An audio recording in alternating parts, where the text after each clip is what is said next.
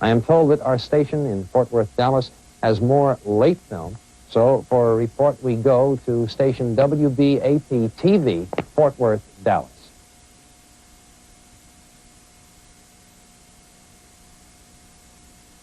Hundreds of persons witnessed the shooting in Dallas just after the noon hour. We have films of eyewitness reports. Coming up is a statement by Charles Brand, who was on the sidewalk and saw the shooting. Unfortunately, I was probably 15 to 20 feet away from the president when it happened. Tell us exactly what you saw, sir.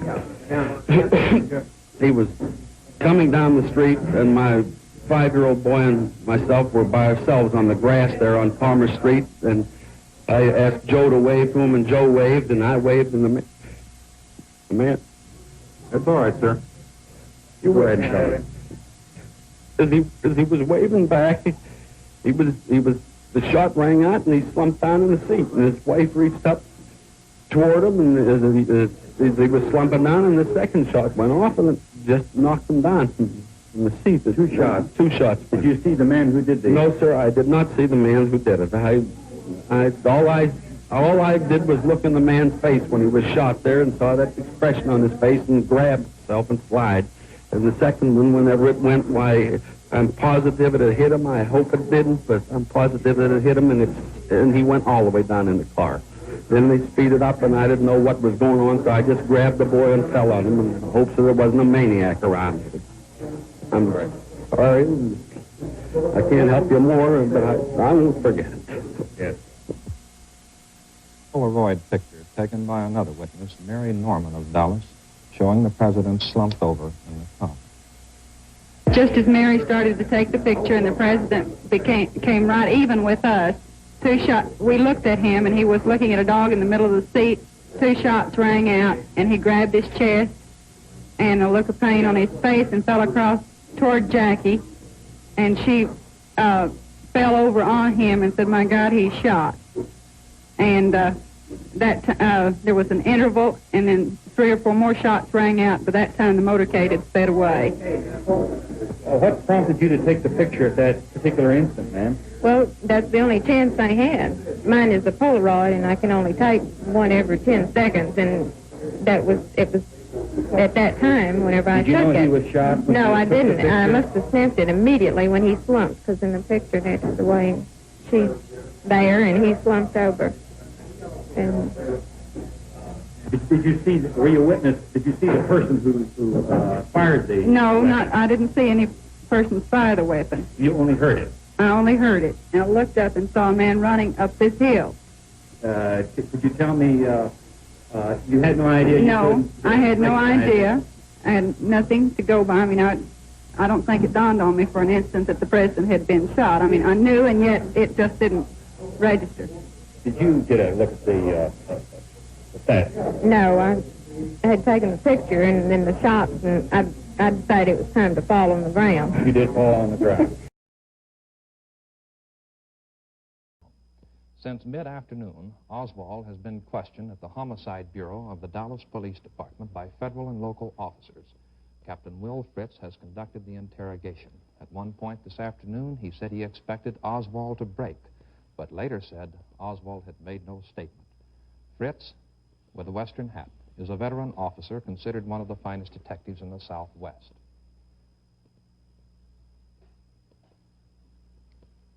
After a brief appearance in a corridor, Oswald was led back into Fritz's office for further questioning. Fritz said, "This may take some sweating."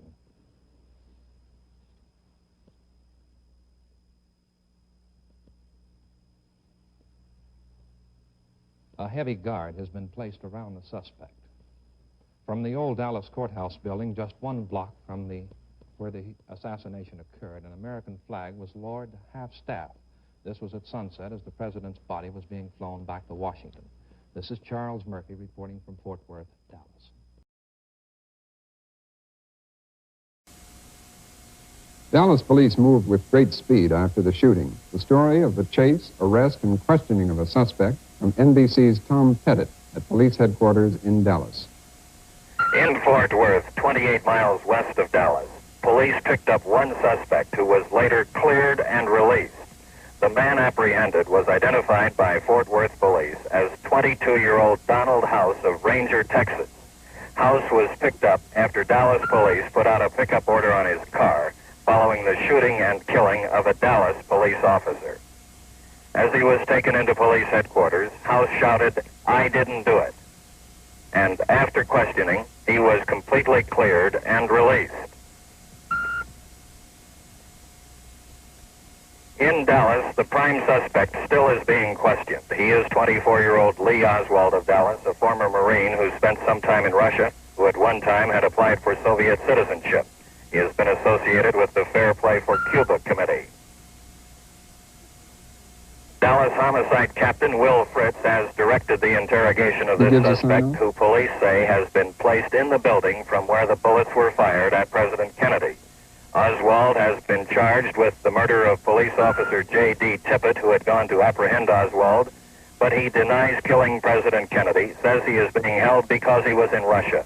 But Dallas Police Chief J.E. Curry says interrogation of Oswald will continue, that he is a very good suspect in the death of President Kennedy. Tom Pettit, NBC News, at Dallas Police Headquarters. Dallas Police Chief Jess Curry has recently reported that his men have found a partial fingerprint on the rifle believed used in the assassination. The weapon will be sent to Washington to ensure proper handling of the print. The 24-year-old prisoner who has been under questioning by Dallas police for over 8 hours has just been formally charged with the murder of President Kennedy. But the prisoner, Lee Oswald, has not admitted to shooting himself, and Dallas Police Chief Jess Curry describes him as a stoic individual who admits nothing. He believes he's being held because he once lived in Russia. Oswald, who said 2 years ago he wanted Russian citizenship, was fined $10 recently in New Orleans for distributing communist literature. He's married to a Russian woman who was brought to the police station with their small daughter and his mother, who lives in a Dallas suburb. She was also questioned and said, "I am heartbroken about this. He is really a good boy." Oswald's only comment to the world at large since his arrest has been a denial. Oswald, did you shoot the president? I didn't shoot anybody, sir. I haven't been told what I'm here for. You have a lawyer? No, sir, I don't. I just been... Go back. You want to go, too? Police Sergeant Gerald Hill describes Oswald's capture. Appreciate it. P.C. Walker, Bob Carroll, Paul Bentley, K.E. Lyons, myself, and other officers went into the building, and we began a systematic check of all the suspects, or all the people who were in the theater. As Officer McDonald approached a suspect sitting on the third row from the back of the theater, the suspect jumped up, yelled, "This is it," and took a swing at the officer. Officer McDonald started to grapple with the man as he reached for a gun which was concealed under his shirt, and the gun was fired one time by the suspect, but luckily it misfired. The pin hit the shell, but it did not fire. McDonald yelled for help. The other officers in the theater and I managed to subdue the man, disarm him, and handcuff him. At that time, we brought him out of the building, put him in a squad car, and brought him straight to homicide and robbery, and turned him over to Captain Fritz. Who are those officers? So although he has not yet admitted the shooting, the suspect Lee Oswald has been formally charged with murdering President Kennedy. Circumstantial evidence puts him in the room from which the shots were fired. Lab tests are being conducted to prove that he fired the murder rifle. Robert McNeil, NBC News, reporting. Violent death is no stranger to the family of Joseph P. Kennedy. Along with the great wealth and political triumph, many tragedies have come to this Irish-American clan from Boston. Joseph P. Kennedy, Jr., the elder brother of the assassinated president, was lost in action in World War II. A Navy pilot, Kennedy vanished on an air mission from England to occupied Europe in 1944. This was the son who was had originally borne the political hopes of the family, but he did not live to enter that field. Only 1 month later, a son-in-law, the Marquis of Hartington, was killed in action in France. And then in 1948, Lady Hartington, the former Kathleen Kennedy, perished with 3 others in a plane crash in France. For many years, another sister, Rosemary, has been in an institution for the mentally retarded. It was this misfortune that spurred the family's interest in programs for the prevention and treatment of mental retardation. A family foundation named for Joseph P. Kennedy, Jr. has contributed large sums to this cause, and only last month President Kennedy signed bills providing millions in federal funds to help combat this affliction.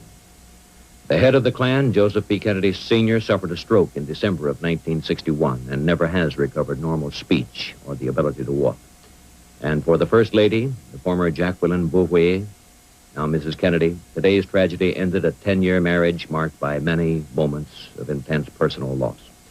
Twice, miscarriages robbed her of babies, and last August, a son, Patrick Bouvier Kennedy, died 2 days after his premature birth. And today, the loss of her husband.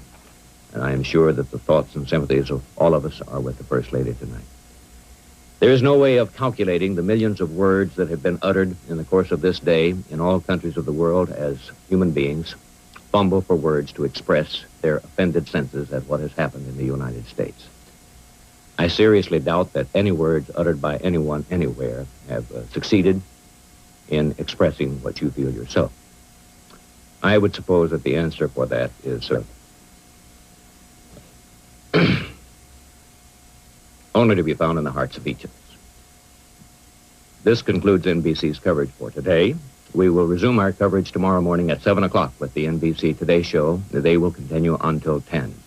At that time, the NBC News team that has manned this desk today will return, and we will continue our coverage until 2:30 tomorrow afternoon.